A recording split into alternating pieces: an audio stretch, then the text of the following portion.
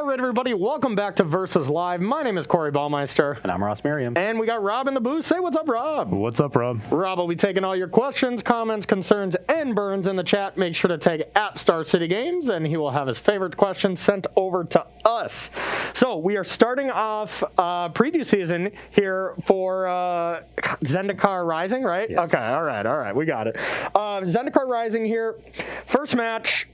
Just unpacking that real quick, I think Omnath is insane. That regrowth land is absolutely busted. Those are the cards that surprised me the most. And Lotus Cobra looked dispensable. You know, I mean, it didn't look insane. Sometimes it did some cool stuff, but it was very feast or famine. Yeah. Lotus Cobra. You know, when you had 3 of them in play and resolved the Genesis Ultimatum and got 6 mana on the back end of it, so you have these turns that are just utterly absurd. Yeah. But yeah, it wasn't necessary for the deck's functioning. I think we both expected Omnath and Balagan Rising to be the all-star cards, and they were. I was also very impressed by Joel Rail in that deck. Yeah, because you definitely needed to close games out. That was the card that really helped you do it and do it cheaply and just works with the rest of the deck as well. So that's just going to be a really good card, especially with Sultai was dominating before, so you didn't really want to play that because there was just so much spot removal for it. But now, who knows? Sultai still could be a really good deck, and in fact, I want to try a Nissa, the Dark Nissa card in a Sultai shell for the next show, but right now it doesn't for sure seem like it's going to be killed immediately like it was in this last standard. So I agree, that card looked great. So moving on to match number 2 here, I'm going to be playing a red-white beatdown deck that is a Winota deck. We still have these kind of early Selfless Saviors, kind of the good non-human cards, and then getting into Winota triggers, we have Haktos, a bunch of that kind of stuff. And then Nahiri here is just amazing with Embercleave and Winota. It's -2, helps you find either Embercleave, Winota, other warriors, other equipments. Now, this is one card that got showcased a little late for us, and that's the Maul. Cedric's preview card, actually. I think I may want to include some of these, too, because I think that equipment card is just really good. Yeah, I agree. I'm excited to play it. Reminds me of, Pirate's Cutlass, except without having a creature restriction. It's just going to be strong. And the plus ability on Nahiri, you can just restrap to a creature right away. A lot of cool synergies with it. Outside of that, we have 3 lands. We have the Pathways that are just Sacred Foundries. And then we have 2 spells. I'm trying 2 Akroma's Warrior. It's just a mountain on the other side. Nothing great. This one's probably not going to make the cut when we get more cards. Yeah, this is the one where you say, okay, I'm pretty sure this mechanic is really good and I should be playing with a lot of them. I'll try this one, and it's kind of the heat check moment. Yeah. These other ones have all been fun slam dunks, nothing but net. Yeah. I'm just going to launch from 30 feet with a Coom Warrior and see if it goes in. Exactly. But this card I do think is either the best or the second best one. I think the regrowth spell that I had in the other deck fits so well with Uro, Omnath, all that kind of stuff. But this is going to be really good in this deck at trying to push through stuff, keep my Winota alive when you try to kill it when I play it. I think it could do a lot of cool things. And then we have these 2 new cards. We're having a little bit of a party here. I do have... You have the full party? I sure do. There's very limited amount of wizards, so I had to play a very bad card, but I'm trying it. And hoping it's good. There was a cool wizard revealed today. Oh, no, I ended up cutting the wizard. I can't full party. There was a Goblin Wizard revealed today that looked cool, where it was a 2/2 haste, I think, for 3. Okay. And when it deals combat damage to a player, they get an 0/1 token that can't block and pings them. Okay. Every turn, something like that. I'm not sure if that's exactly right. Yeah, that's what it was. I saw it too. Let me. That's a card that this deck might want, but that was literally previewed an hour before we showed up for work. Yeah. So to be fair, this is just most of the time Isamaru. It's just a 1 mana 2/2 if you can play another card into it. But the wizard that I wanted to try was 1 colorless, 1 red, 2/2. Red creature prowess, pay 1, sacrifice it, deals damage equal to its power. That was the only real playable wizard, so I thought it wasn't worth it. And then the last card for me is Skyclave Apparition. I think this card's really good. It triggers off Winota, so you can curve this into this, get a trigger, and exile something. Pretty powerful stuff, but these are the new ones. What do you got for me? And with Archpriest, like making it a 2/2 is fine. You don't need. Yeah. That's why I think this is the best party card because you don't need a full party to make it valuable. Exactly. Also, Ross, that card is a rogue, not a wizard. Or okay, it's a rogue. Oh, okay. There's plenty of good rogues. Is there? Robert the Rich is a rogue. Okay. The rogue part wasn't too hard to meet, but yeah, honestly, if you meet that party criteria, it's not even that good. If it put a counter on it and it was flying, then I think that is worth doing. But right now, just pump. It's fine. Even giving itself flying when it's a 4/2, now you have a 5/3 flyer. Yeah, it's pretty nice. That is true. So maybe it'll be worth it to see what we get for some wizards. There's got to be some good wizards, right? I'm sure they'll give us something. Yeah. Okay. They wouldn't print the mechanic without at least giving us hope that it could be good. Yeah, I don't know. 2020 seemed like it was going to be a party going in, but they just didn't give us the full party thing. So yeah, they could be just pulling a 2020. They definitely could be. On my side, I'm going to be playing a Dimir Flash deck, primarily testing out Zareth Sand the Trickster, a card that is really, really powerful. You don't have a ton of cheap creatures to go with it. I would have to lean more into the actual Rogue Tribe to do that. I decided not to do that and to just let myself play the best interaction and best creatures I can. Okay. So a decent number of them are already rogues, Cunning Knight Bonder and Brazen Borrower in particular, but not all of them. In particular, not Slither Wisp. Okay. Which, I guess, and like there's one other Flash Rogue I would want, like Thieves Guild Enforcer. You didn't want to play that busted new Nighthawk card? No, because I'm a flash deck. I didn't want to tap out for it on 3. Okay, maybe a good sideboard card. Yeah, I could definitely see that card being in the sideboard. Good anti-aggro card, aggro.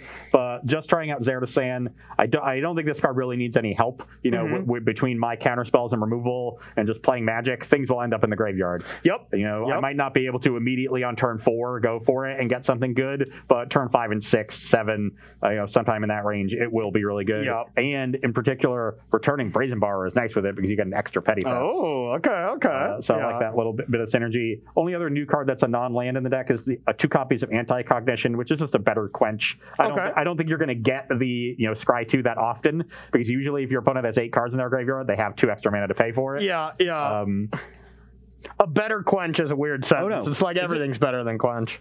Does this just counter it automatically? I kind of, when I initially read it, I assumed it was just counter unless they pay 2 on both halves, but it doesn't say unless they pay 2 on the second half.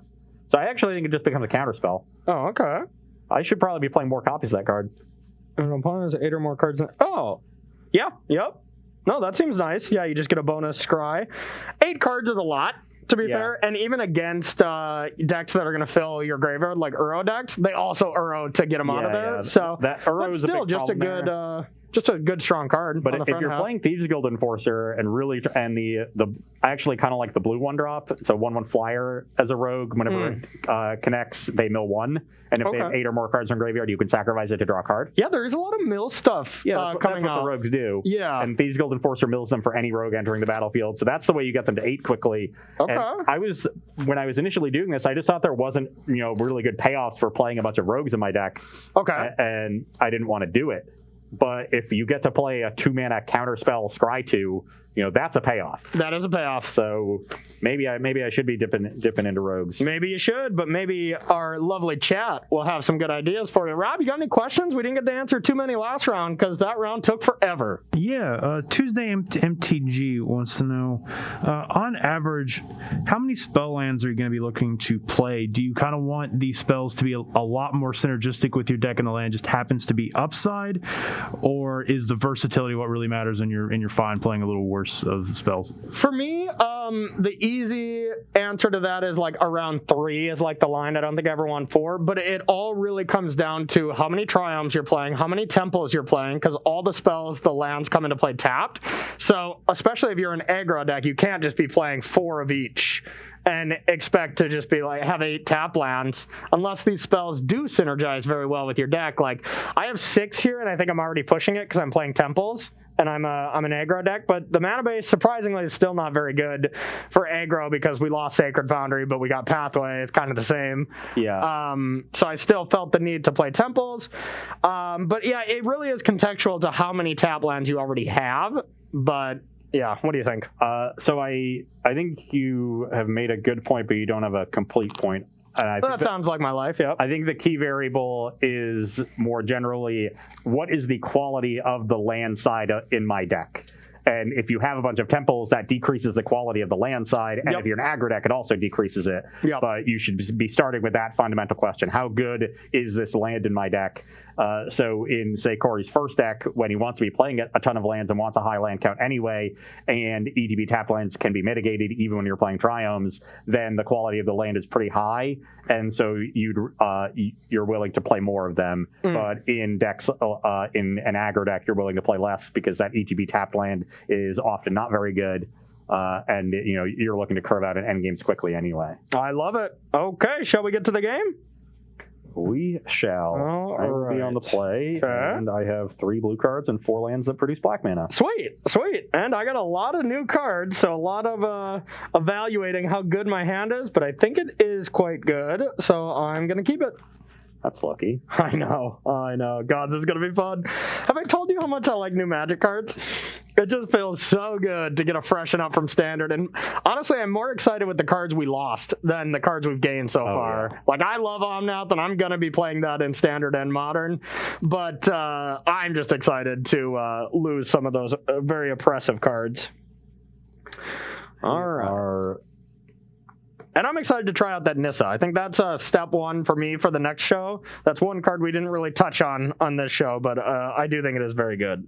Really? I'm kind of low on that one. Really? Yeah, I think it is going to surprise you. I think it could be pretty good.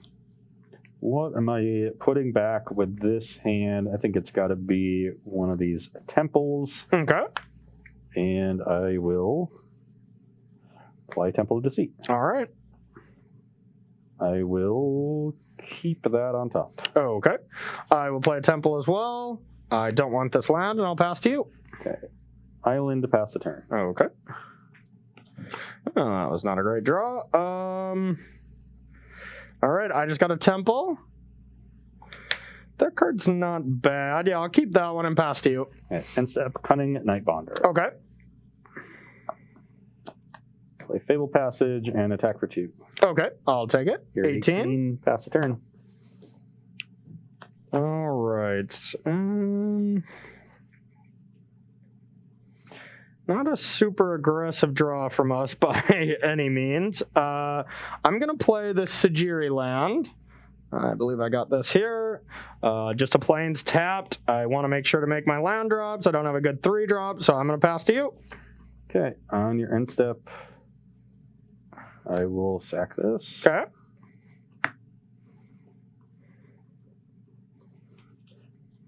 Got a swamp in my Fable Passage. A swamp, okay.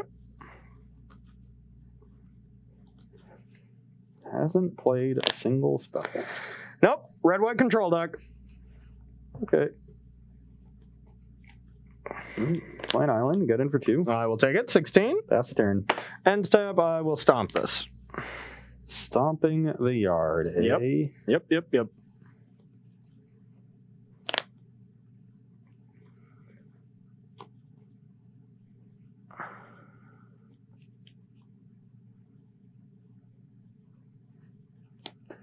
I will...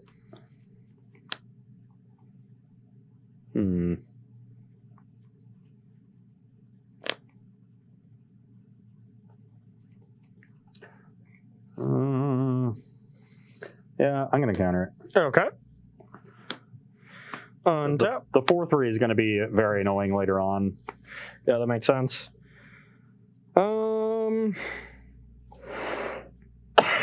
Excuse me. Let's see. Wait, you did cast that as a stomp, right? Yeah. Yeah, you can't counter that with anti-cognition. It's only creature or planeswalker. Oh. Get wrecked. Okay, then. You can counter it if I go to play it. I should really have read this card. Someone clipped Classic that. preview season. Yeah. Preview season, gotta love it. Creature or planeswalker, eh? I'll play like I didn't know it. Does this resolve? When we don't get to our 3rd match, we get to blame Ross for not getting to see our cool decks, okay? Chat's wanting to lie to you about the strictly better quench. Yeah. Yeah, get trolled for improving quench. Okay, I'm going to take the shields down for just this turn and respond to the stomp with Slither Wisp and Omen of the Sea. Oh, okay. And you lose a life. So you're going to go to 17 or 15. 15, yeah. Draw off the Slither Wisp and then trigger the Omen. Okay, that's pretty good. I will leave one on top, one on bottom. Okay. And you can go. All right.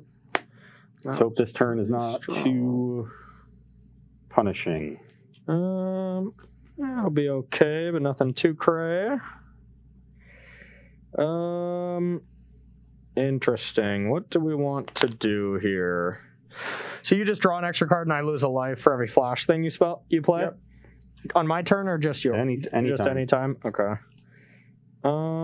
This card's been around for several months. Yeah, whatever. You don't even know how your quench works, so. Yeah, but it's brand new.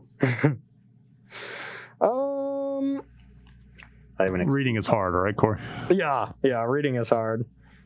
Let's go with... God, it's a tough one.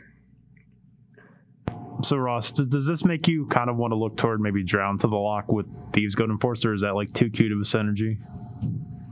Yeah, the Drown in the Lock is definitely one of the payoffs, but now I'm much less high on having Anti-Cognition as your payoff because it only counters creatures and planeswalkers. All right, I think I'm going to play this. We'll get the Skyclave Apparition in here, and I will play a Plains and pass to you. Okay, I will play an island and pass to you. Okay.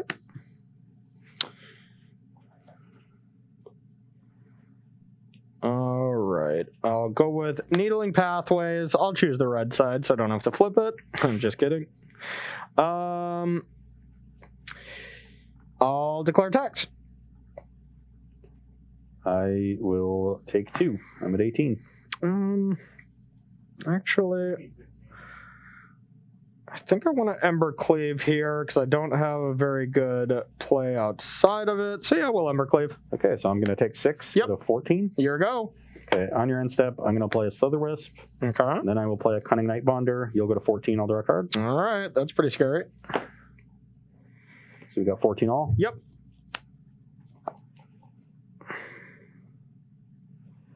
Okay, I'll play Omen of the Sea. You go to 13, I draw a card. Okay. Trigger Omen. Yep. I'm scared.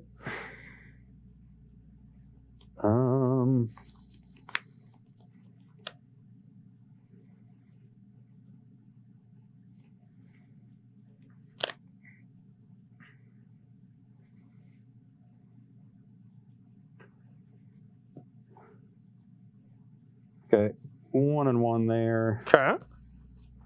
And I have a Clearwater Pathway. I'm going to choose the black side. Okay. And I will attack you for 5. All right, I'm down to 8. Pass the turn. Okay. Untap.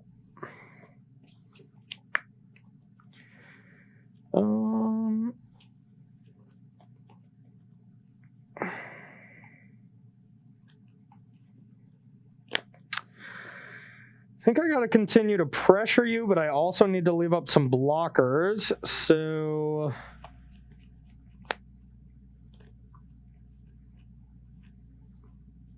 I'm going to play another pathway. Then I'm going to play a Haktos. I will Essence Scatter that. It's been Essence Scattered. Okay, I'll play Archpriest of Iona. I will Anti-Cognition that. Okay. Now it's, can I attack, or do I just have to say go and let you continue that value? Yeah, I can attack. Here go.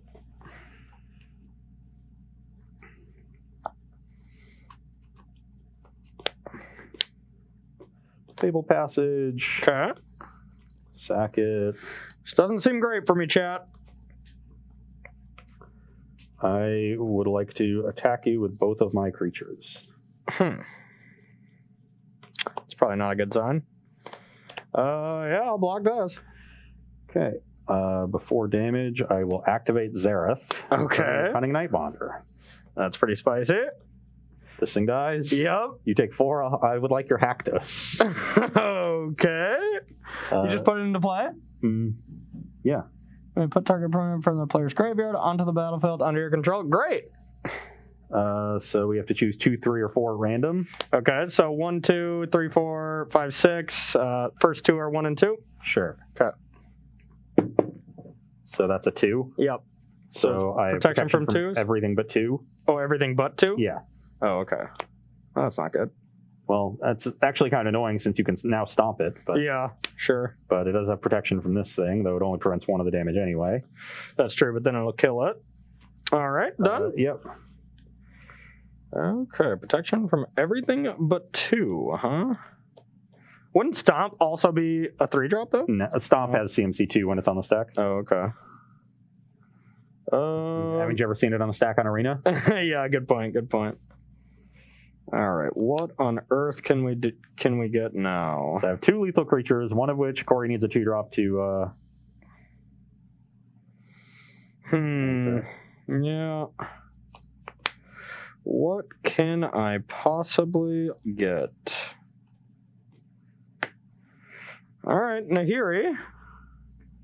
That resolves. Not very good right now, so I guess we'll dig. I can't even Yeah, making a 1/1 and putting Embercleave on it doesn't seem great. Yeah. So top 6 cards. And warrior or equipment. Okay, I would like to take this Bone Crusher Giant. Hey, I mean, I guess this is pretty good, right?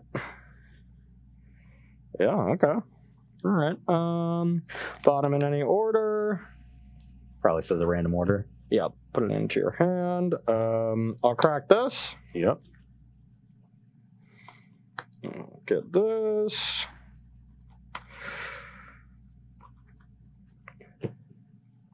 I will try to play this. It costs 2. Oh, so you're... 1 white floating. Okay. I will Mystical Dispute the Halibut. No! Okay, I'm dead. I'm dead. Yeah, my hand was a little clunky, but yeah, taking my Haktos there seems sweet. Seemed absolutely sweet. Didn't need to do any milling. I just countered a creature and then took it. Yeah. That works, chat. All right. I see ya.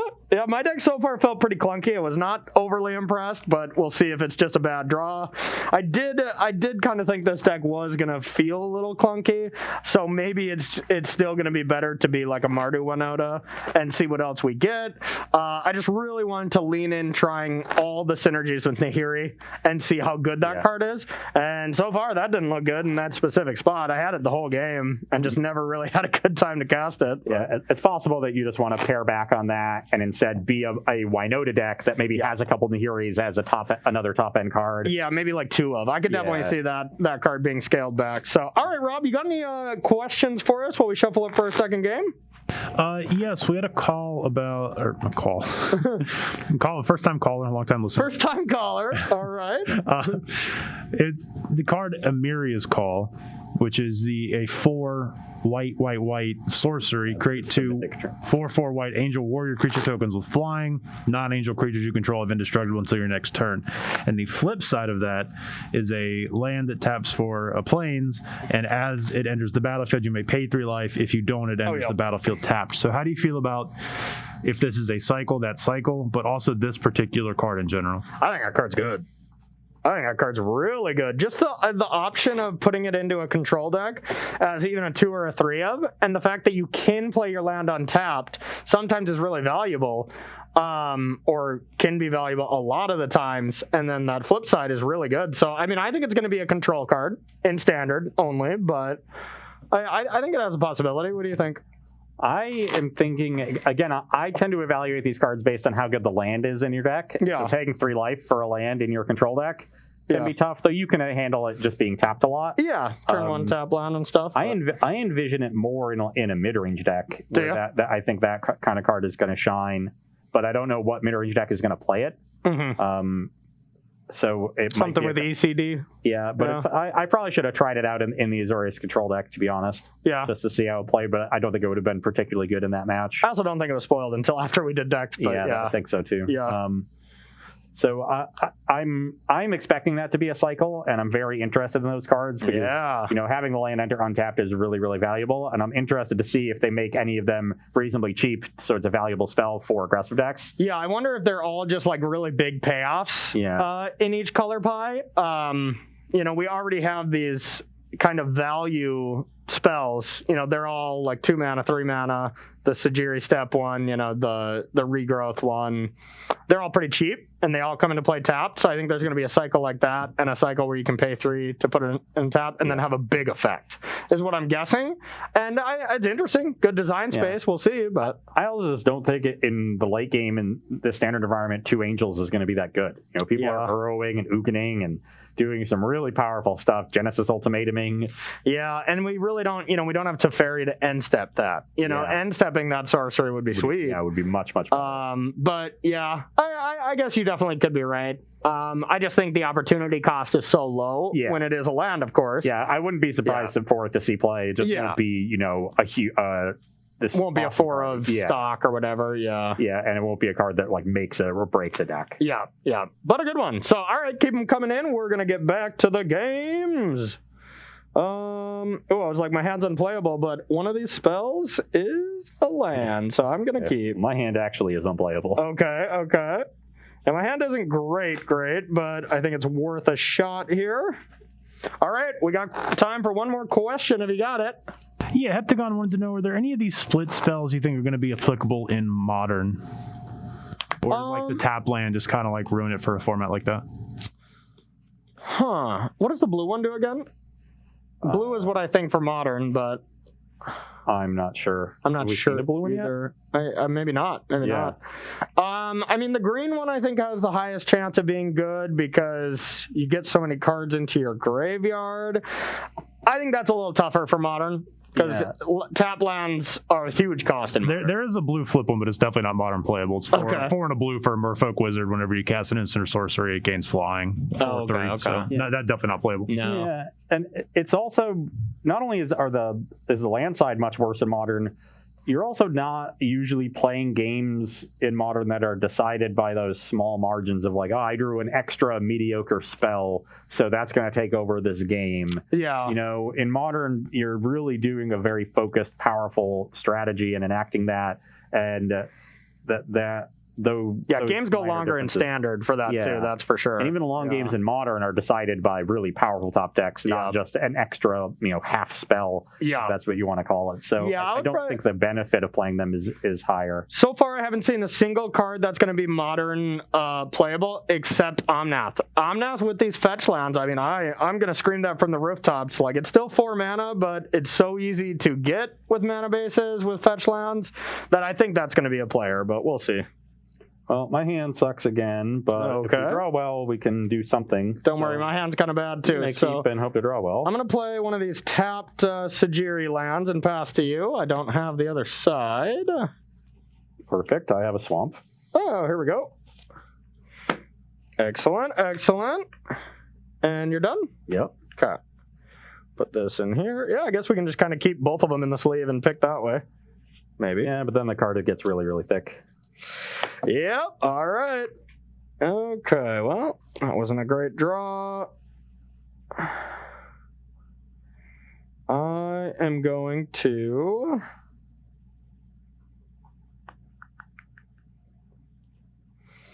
play a mountain and pass to you. My aggro deck has not been very aggro. Okay. Temple of Deceit. Okay. Bottom. Okay. Turn. I'm going to stomp you. I'm at 18. Okay. 20. I think I want to get something in play here, even though our mana base is a little awkward. Yeah, we'll just play Bone Stomp. Bone Crush. Bone Stomp. Here we go. Pass the turn. Oh. All right. 4? I'll eliminate it. Take 2. Okay. You Bring go me to 16. I'm going to play a Temple. Scry. I'll keep this, I think. And pass to you. I like no follow-up. Yeah, that was depressing. Oh, pass the turn. Okay. That was depressing. Well, you can have a lot of things here, but I'll just try anyways. Nahiri? Resolves. Okay. All right, now here's the question. Do we have any core tokens? Prob's not, huh? No. All right, I need 1/1 token. Shaheen, you're in. And I'm going to play a Chroma Warrior land, and then I'll pass to you. It's just a mountain. On your end step, I'm going to play Cunning at Night Bonder. Okay. I will attack Nahiri for 2. Yeah, sure. Pass turn. Okay, Actually, untap. I probably have to hit lands from this point. I'm going to play an Omen on my turn. Okay. Oh my god. Passage. Yes. Justice is served. On both. Okay. Well, this is an island. You can go. Alrighty. Untapped. Drew.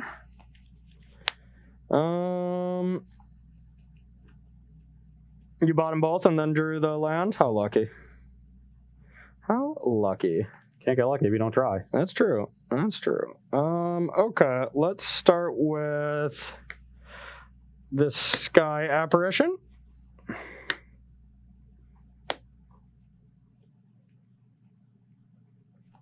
Yep. Exile that. I'll attack for 1.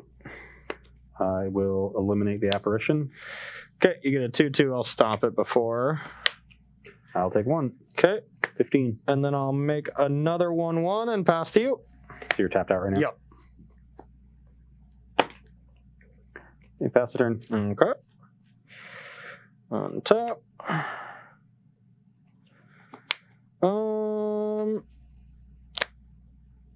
I'm gonna go for Haktos.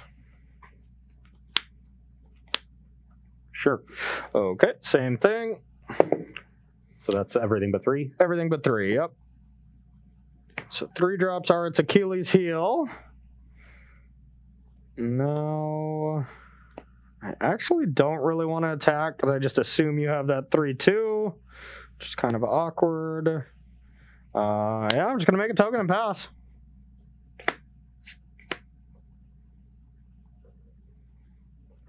Yeah, I'll play the Slither Wisp. Okay, say that 10 times fast. I tried. Didn't go so well. Much like these draws.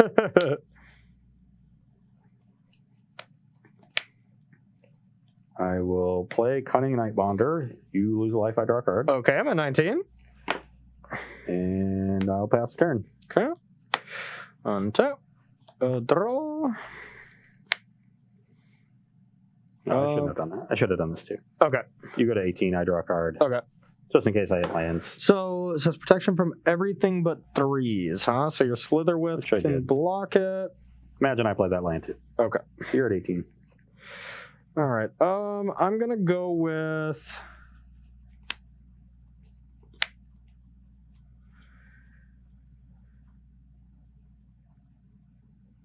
Skyclave.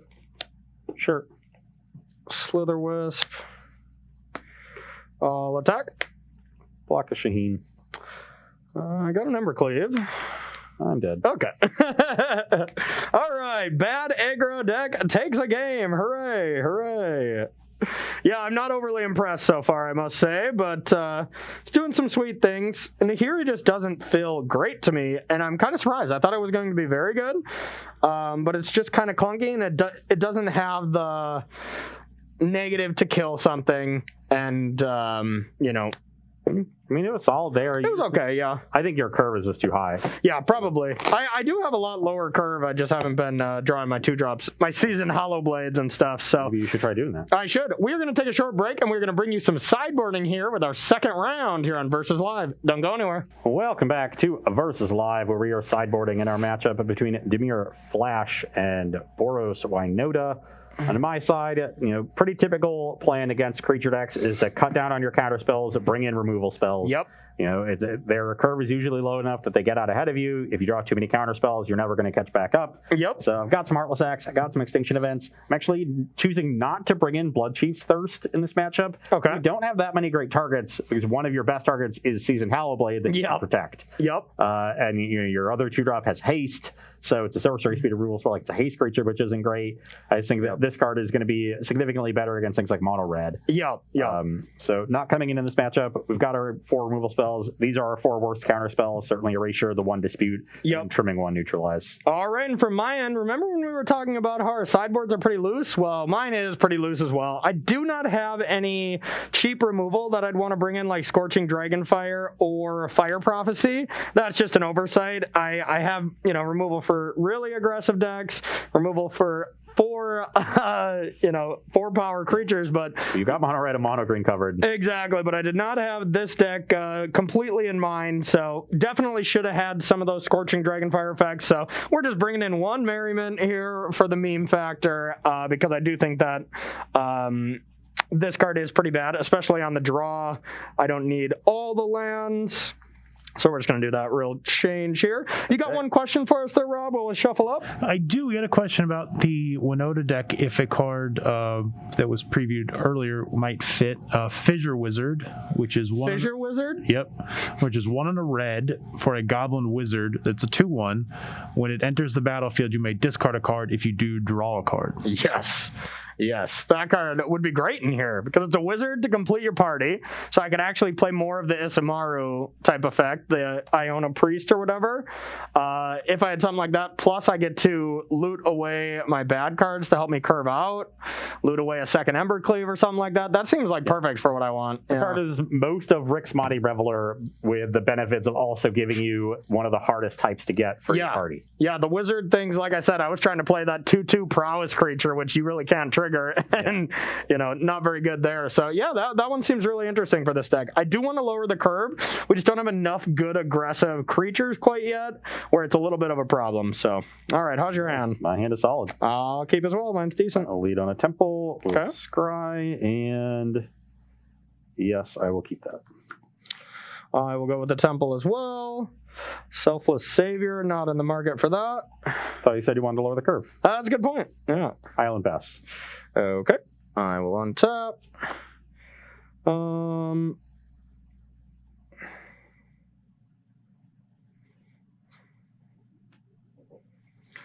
Let's go with, we actually have a 2-drop here. You have how many cards? 6. Okay. Yeah, let's start with the Hallowblade. Essence Scatter. Your go.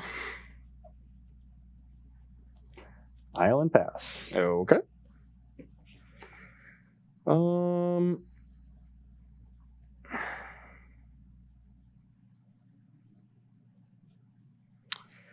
Let's go with, I'm going to keep this as a mountain. That's a pathway. And Robber of the Rich. We both have 5 cards? Yep.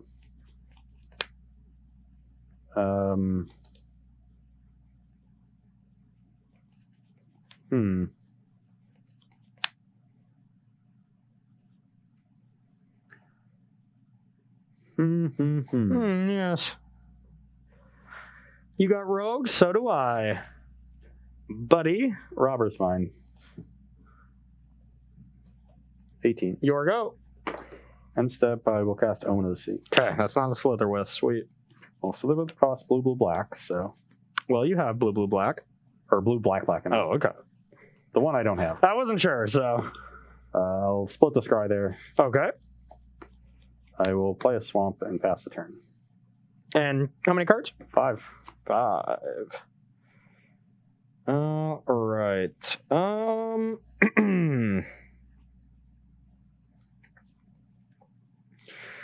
I can try to check this, which I think I want to do. All right, I'm going to play this land, Sajiri land. It's kind of a nice spell here, but I do not have a 4th land, so I think we need this. Whatever, it's that. And I want to play a spell so that this will trigger. I'm going to go with a Bone Crusher Giant.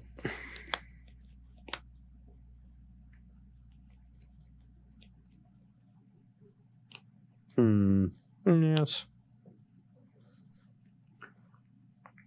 I will neutralize the giant. Okay, I will attack. I'm guessing we have the same cards again. Yeah, 4. Yep. I'm at 16. Your go. Playing that control roll pretty well. Okay, play Castle Lochthwain. Okay. Pass the turn. And 4 cards still? Yep. Okay.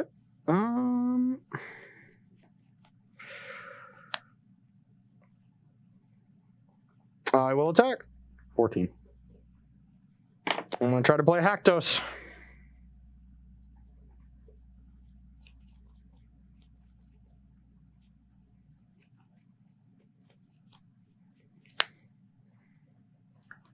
I'll neutralize it. Okay, your go. I will Stop eliminate the killing robber. my things. Leave me alone. Pass the turn. Okay.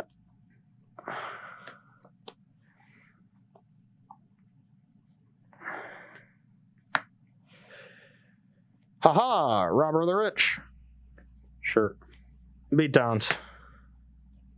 Never triggering this card ever. Season Hollowblade. Yep. Your go.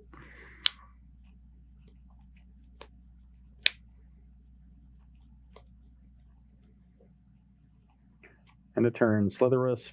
Okay. And Heartless Act the Robber. Okay.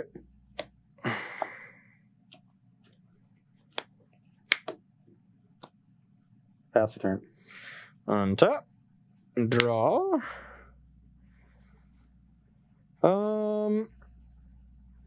One card, eh? 1 card.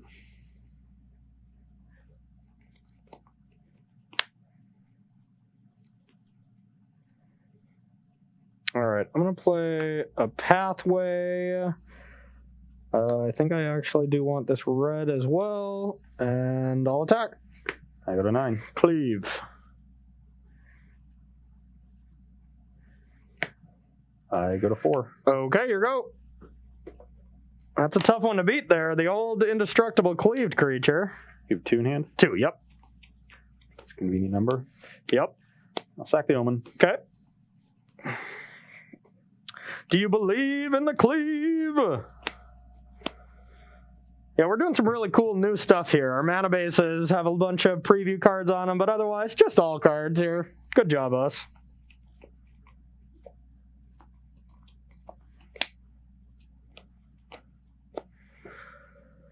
Yeah, you definitely had the control element, but it seemed like you didn't have the, the pressure exactly. Like I was not super fast, but I was able to just deploy my whole hand. Attack for 3. Okay, 17.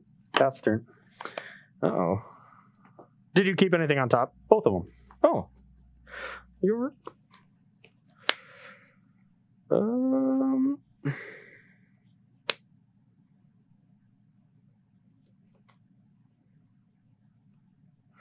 it's got to be petty theft. Otherwise you'd be dead, so...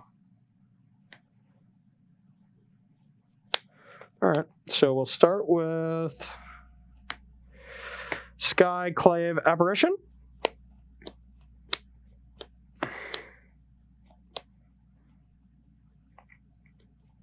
Yep. Exile that.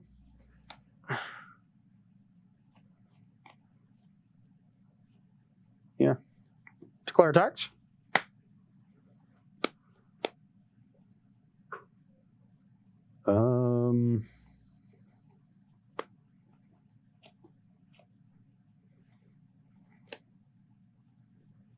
Yeah. Bounce the Hollowblade. Okay.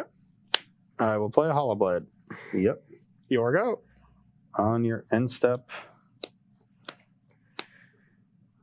Curious why you didn't want to draw a card of Borrower there, so I guess whatever card is in your hand will tell me that story, huh?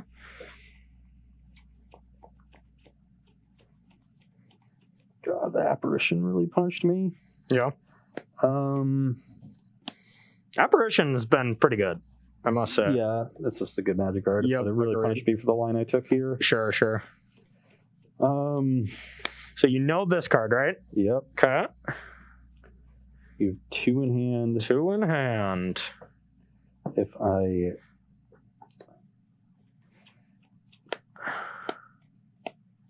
Yeah, I've got to Swift End the Apparition. So I'll go to 2. Okay, then you get a 3/3. Yeah, of some sort of type. Sure, yeah. An XX Blue Illusion.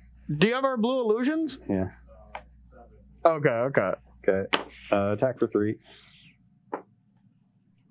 It doesn't fly, you know. Correct. Okay.